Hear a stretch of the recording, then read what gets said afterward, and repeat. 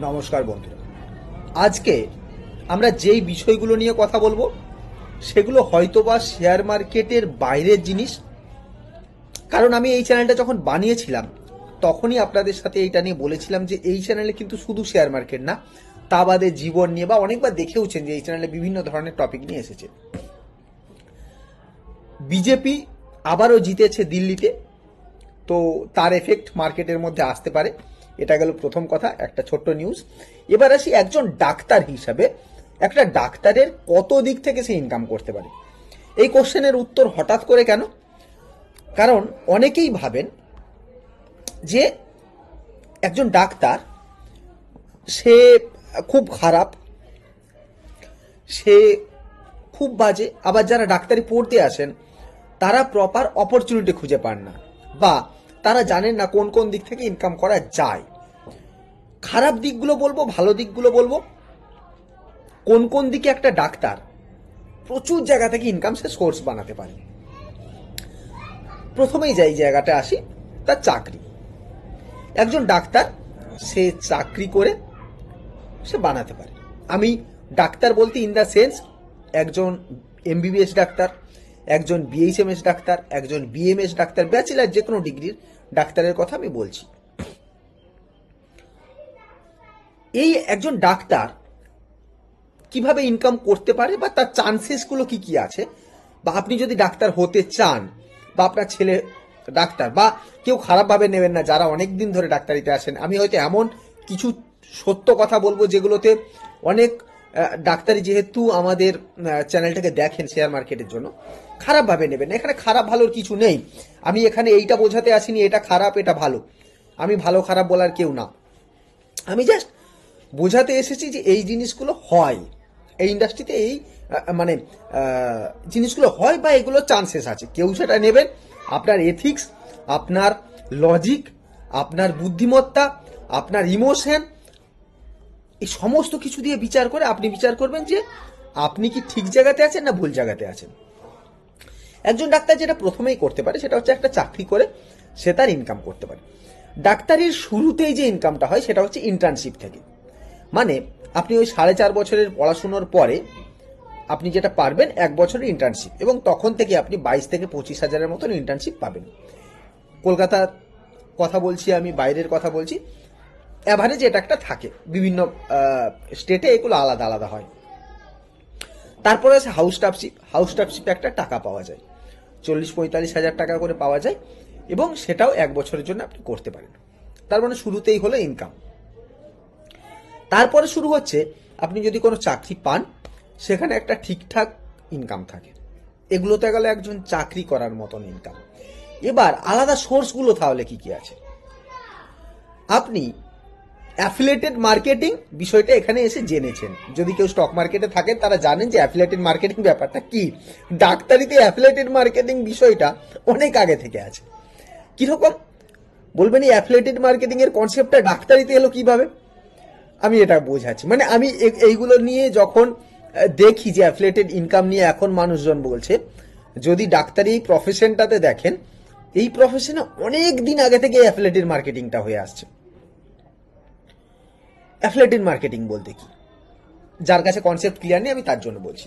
Affiliated marketing হচ্ছে এটা যে আপনি কোনো একটা প্রোডাক্টকে আপনার লিঙ্ক শেয়ার করলেন আপনার চ্যানেলে, বা যেমন দেখবেন আমি আমার নিজেরও করি, ধান বলুন, আপস্টক বলুন, অ্যাকাউন্ট খুলে একটা ছোট টোকেন মানি পাওয়া যায়।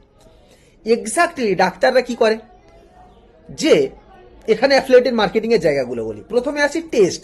আপনি যে কোনো টেস্ট করাতে যাচ্ছেন, কোনো ডাক্তার যদি আপনাকে ফোর্স করে, এখন ম্যাক্সিমাম ডাক্তারই ফোর্স করছে না, এটা খুব দেখেও ভালো লাগে। যারা ফোর্স করে জানবেন তাদের 50%, 50 থেকে 60% অবধি কমিশন থাকে। মানে আপনি যদি 400 টাকা পে করেন, 400 টাকার 50%, বা আমি 50%ই ধরছি, মানে 200 টাকা ডাক্তারের কাছে আসে, বাকি 200 টাকা থেকে। এবং টেস্টের জায়গাটা এইটা একটা ব্যাপার, একটা হিউজ আর্নিং টেস্ট থেকে আসে। আপনার কাছ থেকে ফিজ নেওয়া হলো, ফিজের টাকা ফার্স্ট ইনকাম। আমি জাস্ট অ্যাফিলিয়েটেড মার্কেটিং এর ইনকামগুলো আগে বলে দিই, তারপরে সেকেন্ড কথা হচ্ছে আপনি কোনো ওষুধ দিচ্ছেন। কোন ওষুধটা দেবেন, জেনেরিক মেডিসিন সম্বন্ধে অনেকেরই আইডিয়া আছে।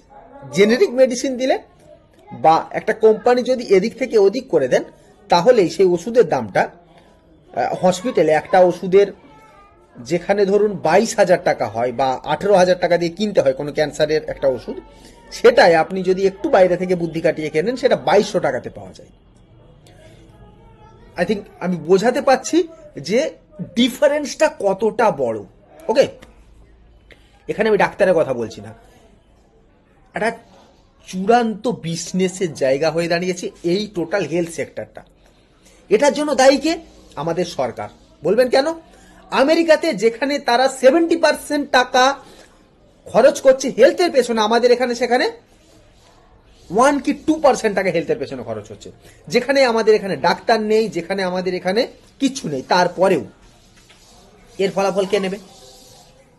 আমাদেরকে নিতে হবে, তাই না? ট্যাক্স 30% দেব আর ফেসিলিটি অনেক কম পাবো। এগুলো নিয়ে অনেক কিছু কথা বলি আমি, জাস্ট হেলথ সেক্টরে। এবং আপনাদের এটাও আমি বলছি যে আপনারা কমেন্ট করতে পারেন আপনি কি করেন। আপনি টিচার হতে পারেন, আপনি কোনো কিছু দোকান করেছেন, আপনার কোনো যদি সমস্যা থাকে যে আপনি ইনকাম সোর্স কি কি দিক থেকে বাড়াতে পারেন, আমাকে কমেন্ট করে জানাবেন। আমি আপনাদের জানাতে পারি যে এই সেক্টরে আপনার কি কি সোর্স আছে যেইটা দিয়ে আপনি ইনকাম করতে পারবেন। আমি জাস্ট এই এপিসোডটা শুরু করলাম কারণ আমি নিজে ডাক্তার, তাই শুরু করলাম। আমি আপনাকে অনেক কিছু বলে দিতে পারি এবং আপনার বিজনেসেও যদি কোনোভাবে কোনো কিছু এফেক্টেড হয় এবং সেইটা নিয়ে জানতে চান, আমরা একটা কনসালটেশন স্টার্ট করব ভাবছি। তো অবশ্যই আমি টাকা নেব, আমি ফ্রিতে কিচ্ছু করি না, কারণ সেই কনসালটেশন নেব এবং আপনাকে আমি বোঝাতে পারি যে এই বিজনেসে এইভাবে এগোনো যেতে পারে, বা আপনি নিজেও সেটা করতে পারেন। তবে আপনাকে বই পড়তে হবে, প্রচুর টাইম দিতে হবে। আমি যেহেতু বিজনেসের পেছনে হিউজ টাইম দিয়েছি এবং প্রায় 18 বছর বয়স, বা প্রায় আমি যখন শুরু করেছি তখন 2011 সাল থেকে, আজকে সেটা 2025 সাল। ভাবুন যে কতটা বছর আমি টাইম স্পেন্ড করেছি এই বিজনেসের পেছনে। তো একটা নিশ্চয়ই অভিজ্ঞতা হয়েছে। 2011 সাল থেকে 2025 সাল অবধি আমি শুধুমাত্র বিজনেস রিলেটেডই কাজ করে গেছি। ওকে, সেটা ডাক্তারি হোক বা যাতে হোক, তাই আমি ডিপলি আপনাকে বলতে পারি।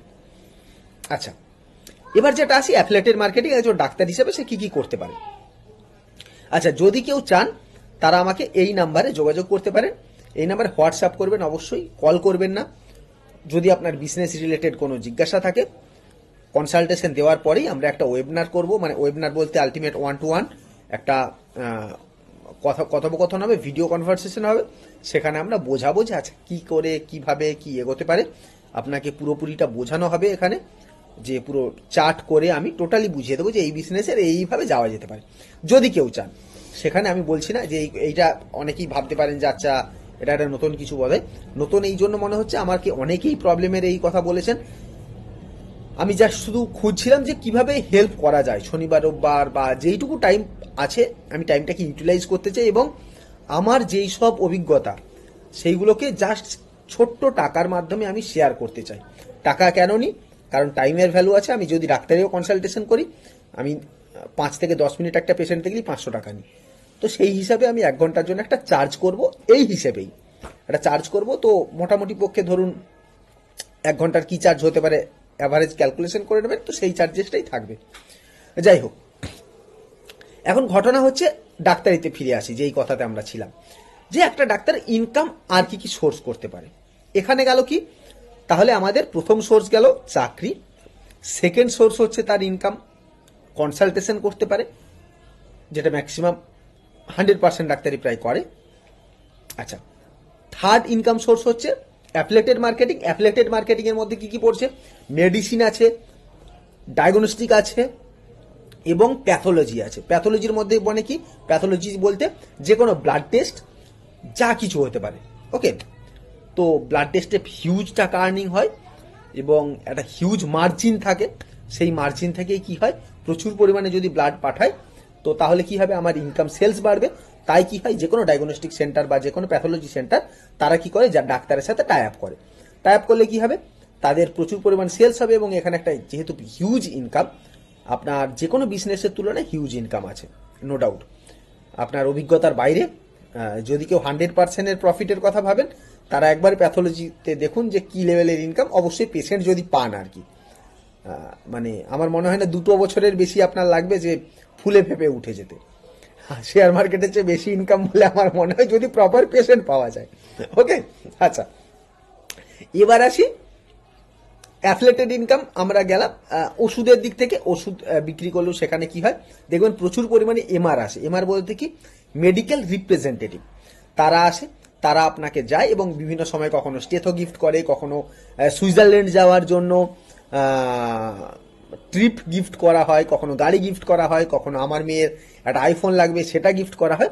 এই ঘটনাগুলো ঘটে। আচ্ছা, এখানে গেল একটা ব্যাপার। থার্ড অ্যাফিলিয়েটেড ইনকাম হচ্ছে সার্জারি বা আপনাকে অ্যাডমিশনের জন্য হসপিটালে অ্যাডমিট করা। এটা একটা ট্রিমেন্ডাস লেভেলের স্ক্যাম ওরিয়েন্টেড অ্যাফিলিয়েটেড ইনকাম বলে আমি মনে করি, এবং এটা একটা ভয়ঙ্কর দিক আছে।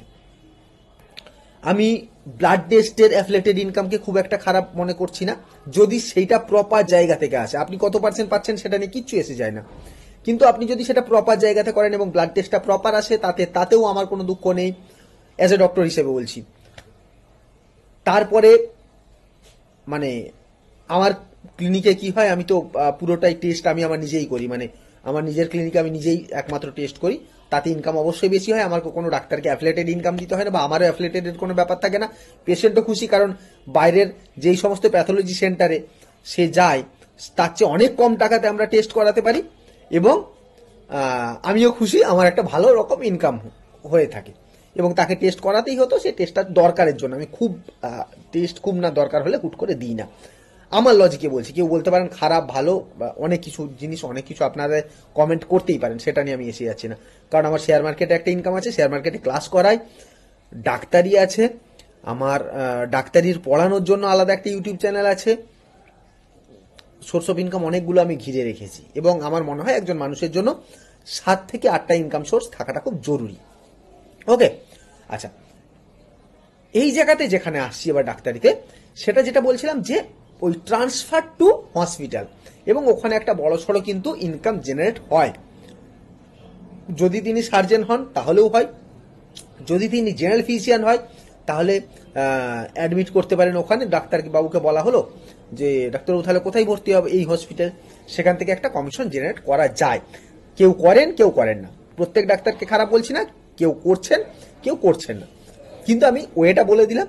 তার মানে এটা না সবাই মিলে লেগে পড়বেন এটাতে, খারাপ জিনিস এগুলো। টাকা এই জায়গা থেকে টাকা, ধরুন আপনার অ্যাফিলিয়েটেড ইনকাম করতে গিয়ে কি হয়, আপনি বাজে প্রোডাক্টকেও যেমন আমরা মাঝে মাঝে প্রমোট করে দিই, মানে আমি ধরুন আমার কাছে ক্রিপ্টোর জন্য এসেছিল, এবং আমি যদি আপনাদের সাথে প্রমোট করতাম ওটা কি হতো, একটা বাজে প্রোডাক্টকে প্রমোট করতাম। এবার ভাবুন আমার শরীরের অসুস্থতা নেই, একইভাবে একটা আমি হসপিটালে পাঠিয়ে দিচ্ছি, সেই পেশেন্টটা ততটাই এফেক্টেড এবং তার হেলথ নিয়ে আপনি খেলছেন, এটা খুবই একটা জঘন্য দিক।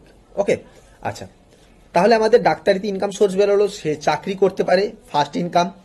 সেকেন্ড ইনকাম, সে ক্লিনিক করতে পারে, সেকেন্ড ইনকাম। থার্ড ইনকাম, এবার অ্যাফিলিয়েটেড ইনকামের মধ্যে ব্লাড টেস্ট, প্যাথোলজি আর এবং ডায়াগনস্টিক একটা। সেকেন্ড পার্ট হচ্ছে মেডিসিন। থার্ড পার্ট হচ্ছে, এবং হ্যাঁ এইটাও একটা ব্যাপার যে কোনো ধরুন এখন অনেক পেশেন্টই আসে যেখানে একটা ছোটোখাটো কমিশনও মাঝে মাঝে দেওয়া হয়, যেই ফার্মেসিতে আপনি বসছেন সেই ফার্মেসি থেকে তো বসতে ফ্রিতে দেওয়া হয়, এবং একটা যদি আপনি বেশি ওষুধ লিখতে পারেন তাহলে একটা কমিশন 5 to 10% টাইপের কিছু একটা দেওয়া হয়। খুব কম ডাক্তার নেন সেগুলো, এখনো অবধি হয়তো ভালো কিছু আছে বলে, তবে কিছু স্ক্যামার থাকবেই, যে কোনো ইন্ডাস্ট্রিতে থাকে স্ক্যামার, তো সেক্ষেত্রে সেইটা নিয়ে কোনো বলার নেই। আপনি ডাক্তার হিসেবে, আমি আবারও বলছি, ডাক্তারকে ভগবান মানার মতন কিছু নেই। ডাক্তার এমন একটা মানুষ যে আপনার হেলথটাকে বোঝে, যে আপনার শরীর নিয়ে, মানব শরীর নিয়ে সে পড়াশুনো করেছে, বা ডাক্তার বলতে শুধু মানব শরীর তো না, অ্যানিমেলদের জন্য ডক্টর হয়, বিভিএমএস, ভেটেরিনারি সার্জন যাদের বলা হয় আর কি। তো ডাক্তার হিসেবে আমি জাস্ট মানে আমাদের ডাক্তার, মানে মানব শরীরের ডাক্তার বা এমবিবিএস যে কোনো ডাক্তারের কথা বলছি, সে মানব শরীর নিয়ে জানে, এর বেশি আর কিচ্ছু না, তাকে ভগবান মানার মতন কিচ্ছু নেই। সে প্র্যাকটিস এবং তার পড়াশুনো দ্বারা আপনার শরীরটাকে ঠিক করে। ওকে, একজন উকিল কি করে, তার বুদ্ধিমত্তা, তার পড়াশুনো, তার লজিক দিয়ে একজন, মানে যে আসামি নয়, তাকে আসামি বানিয়ে দেওয়া হয়েছে হয়তোবা, একজন সৎ মানুষকে বার করে। কিন্তু একজন উকিলও তো মাঝে মাঝে কি করে, অসৎ মানুষকেও মাঝে মাঝে বার করে আনে। সেরকমই ডাক্তারের ক্ষেত্রে একইভাবে ঘটে। কিছু বাজে ডাক্তার তারা এগুলো করে, তাদের এথিক্সের দিক থেকে তারা ক্লিয়ার নয়, বা শুধু এথিক্স বলবো না, অনেক জায়গাতে অনেক কিছু প্রবলেমও তৈরি হয়। যে আমার বন্ধু দেখো বিএমডব্লিউ নিয়ে ঘুরছে, আমাকেও বিএমডব্লিউ নিয়ে ঘুরতে হবে। এবং যদি এন্ড অফ দ্য ডে দেখুন, আচ্ছা ভিডিওটা অবশ্যই লাইক করে দেবেন, এত সুন্দর কমেন্ট কনভারসেশন চলছে আমাদের, লাইক এখানে আমি দেখিয়ে দিয়েছি। আচ্ছা, যেটা হচ্ছে যে আমরা জীবনটাকে যদি প্রপার ওয়েতে দেখতে শুরু করি এবং এন্ড অফ দ্য ডে আমার কি হতে চলেছে সেটা দেখতে শুরু করি, তাহলেই ভীষণভাবে ক্লিয়ার হয়ে যাবে যে লাইফে এত কিছু করার দরকারই ছিল না, আপনি অনেক সুস্থভাবে বাঁচতে পারতেন। এবং দেখবেন এখন ডাক্তারদের হাই বিপি, হাই সুগার, যেই ডাক্তার এবং বারবার সিগারেট খাচ্ছে, কারণ অসৎ কাজ করতে গেলে যেটা হচ্ছে ভীষণ পরিমাণে প্রেসার হচ্ছে। এবং একজন ডাক্তার যে সে নিজেও খুশি নেই, সেটা বুঝতে পারবেন আরো কিভাবে, হসপিটালগুলো কারা চালাচ্ছে, একজন কর্পোরেট। আপনি ভাবতে অবাক হয়ে যাবেন, আপনারা হঠাৎ করে হয়তো কোনো ডাক্তারকে ব্লেম করে দেন, এবং যে হসপিটালগুলো চালাচ্ছে কর্পোরেট সেক্টরে একজন টাই এবং একজন ক্যাপ পরে, সে বলে দেয় যে এই মেডিসিনটা চলবে এনার। এইটা হয়ে গেছে আমাদের কর্পোরেট হসপিটালগুলোর প্রবলেম। সেখানে একজন ডাক্তারের চেয়ে বেশি কর্পোরেট, বা শুধু এখানে বলছি না, যে কোনো জায়গাতে যান আপনি, ফিল্ম ইন্ডাস্ট্রিতে যেখানে একজন আর্টিস্টিক লোক, তাদের দিকে কে পরিচালনা করছে, একজন কর্পোরেট জাস্ট একজন এমবিএ করা মানুষ। এবং এটা আর্টের জন্য ঠিক ততটাই ক্ষতিকারক যতটা ডাক্তারির জন্য বা হেলথের জন্য ক্ষতিকারক। এই প্রবলেমটার জন্য কি হচ্ছে, আমাদের পুরো একটা সেক্টর আস্তে আস্তে করে ধ্বংসের দিকে যাচ্ছে। যেমন সিনেমা ইন্ডাস্ট্রি, আমাদের বাংলা ইন্ডাস্ট্রি ঠিক ধ্বংসের মুখে। শুধু বাংলা ইন্ডাস্ট্রি বলে না, বলিউডও একইভাবে অনেকটা পরিমাণে প্রবলেম তৈরি হচ্ছে, যেখানে দরকার আর্টিস্টিক ওয়েতে দেখার, সেটাকে দেখা হচ্ছে বিজনেস ওয়েতে, এবং তাই আর্টিস্টিক ভাবগুলো অনেক কিছু বেরিয়ে যায়। যাই হোক, এই বিষয়গুলো হচ্ছে ব্যাপার আমাদের, যে এইভাবে মার্কেট বা এই হেলথ সেক্টরে আরো কাজ করা যায়। এতগুলো সেক্টর বললাম, আর কিছু অ্যাফিলিয়েটেড ইনকাম যদি বাকি থাকে আমি জানি না। মেডিসিন বলা হয়ে গেছে, লাস্ট এন্ড অব দি, আরো অনেক কিছু বাকি আছে যেগুলো অনেক ভিতরের খবর, আমি আর ডিটেলসে বলতে চাই না। যদি কেউ আমার সাথে আলাদাভাবে কথা বলেন, আমি অবশ্যই আরো কিছু জিনিস নিয়ে বলবো বা বলার সুযোগ পেতে পারি। এতগুলো ভাবে ইনকাম একজন ডাক্তার চাইলেই করতে পারেন। আমি আবারও বলছি, আমি যেই প্রফেশনে থাকি সেই প্রফেশনটাকে ভীষণভাবে রেসপেক্ট করি। এখনো প্রচুর ভালো ডাক্তার আছে বলে আমি এমনও ডাক্তারকে চিনি, বা আমি এমনও স্যারকে চিনি যারা এই প্রফেশনের জন্য জান দিয়ে দিয়েছেন এবং তারা লড়াই করেছেন তার নিজের চাকরি তোয়াক্কা না করে। প্রচুর জন, ভাবুন এই রিসেন্টলি আরজি করে যে ঘটনাটা ঘটেছিল, তার বিরুদ্ধে কিন্তু প্রচুর ডাক্তাররাই রুখে দাঁড়িয়েছে, ডাক্তারের বিরুদ্ধে ডাক্তাররাই রুখে দাঁড়িয়েছিল। ভাববেন যে যে কোনো সেক্টরে ভালো খারাপ দুটো মানুষই আছে, আপনি কোনটাকে কিভাবে গ্রাহ্য করছেন সেটা হচ্ছে ব্যাপার। আপনি এই সেক্টর নিয়ে কথা বলার আগে, বা এই এই প্রফেশনটাকে নিয়ে কথা বলার আগে, আপনি যেই প্রফেশনে আছেন সেই প্রফেশনটাকে নিয়ে একবার কোশ্চেন মার্ক তুলুন, এবং দেখুন আপনার সেক্টরেও একইভাবে আপনি যেই জায়গায় কাজ করুন না কেন প্রচুর স্ক্যাম হচ্ছে। সেটা আপনি করুন বা আপনার ঊর্ধ্বতন করুন বা যেই করুন, সেটা আপনি ব্যাংকিং সেক্টরে থাকেন, সেটা আপনি স্কুলে থাকেন, আমি প্রত্যেকটা সেক্টরের ডিটেলসে স্ক্যাম বলতে পারি এবং প্রচুর ইনকামের রাস্তা বলতে পারি। ওকে, জেনে রাখা ভালো। তবে সব কিছু জানার পরেও যিনি নিজেকে কন্ট্রোল করতে পারেন এবং ঠিক থাকতে পারেন, আমার মনে হয় তিনি ভালো মানুষ। আমি সবসময় পারি না, চেষ্টা করি, চেষ্টার মধ্যে আছি।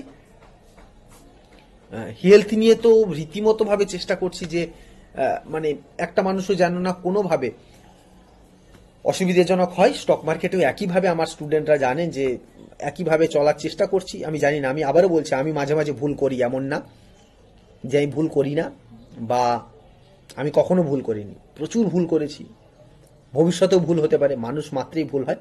ভুলগুলোকে রেকগনাইজ করে সেগুলোকে ঠিক করে ফেলাটাই হচ্ছে আমাদের জীবন। অনেকক্ষণ ধরে কথা বললাম, ভিডিওটা আশা করছি ভালো লেগেছে। ভালো লেগে থাকলে অবশ্যই লাইক করতে ভুলবেন না, চ্যানেলটাকে সাবস্ক্রাইব করতে ভুলবেন না, আর বেল বাটনটা অবশ্যই দাবাতে ভুলবেন না। কতজন ডাক্তার যারা আমার এই ভিডিওটাকে দেখলেন তারা অবশ্যই কমেন্ট করে জানাবেন। আর আমি যেগুলো বললাম সেগুলো ঠিক না ভুল, যদি কোনো ডক্টর থাকেন তার অবশ্যই জানাবেন। এখানে রাগ না, এখানে আমি কিছু আপনাদের ওয়েও বলে দিলাম যে এই ওয়েতে টাকা আর্ন করা যায়। একজন ডাক্তার সে হসপিটাল বানাতে পারে, একজন ডাক্তার চাইলে প্রচুর কিছু জিনিস করতে পারে, অনেক কিছু। আমি আর ডিপে বেশি যাচ্ছি না, কারণ ডিপে গেলেই যত ডিপে যাব ভিডিওটা সম্বন্ধে মানে ইয়ে হতে থাকবে আর কি। আরও অনেক ডার্ক সিক্রেট আছে, স্টক মার্কেটের ডার্ক সিক্রেট যেমন বলেছিলাম, সেরকম এতেও প্রচুর পরিমাণে ডার্ক সিক্রেট আছে। তো কালো সত্য সবেতেই থাকে। চলুন আজকের মতো ভিডিও এখানেই শেষ করছি। Thank you, bye bye. খুব ভালো থাকবেন, সুস্থ থাকবেন, আবার দেখা হচ্ছে একটা নেক্সট ভিডিওতে। আর এই ধরনের এপিসোড বা আপনি কোন সেক্টরে থাকেন বা কোন সেক্টরে কাজ করেন, সেই সেক্টরের কটা ওয়ে আছে, ওই সেক্টর থেকে কীভাবে ইনকাম করা যায়, যদি জানতে চান অবশ্যই কমেন্ট করে জানান। আমি অবশ্যই আপনার সেক্টর নিয়ে বা আপনি যেই সেক্টরে কাজ করেন সেই সেক্টর নিয়েও আপনার ওয়ে আমি কিছুটা খুলে দিতে পারি বা বোঝানোর চেষ্টা করতে পারি, বাকিটা তো আপনি নিজেই বুঝে যাবেন। তো চলুন আজকের মতো ভিডিও এখানেই শেষ করছি। Thank you, bye bye. খুব ভালো থাকবেন, সুস্থ থাকবেন, আবার দেখা হচ্ছে একটা নেক্সট ভিডিওতে। Bye bye.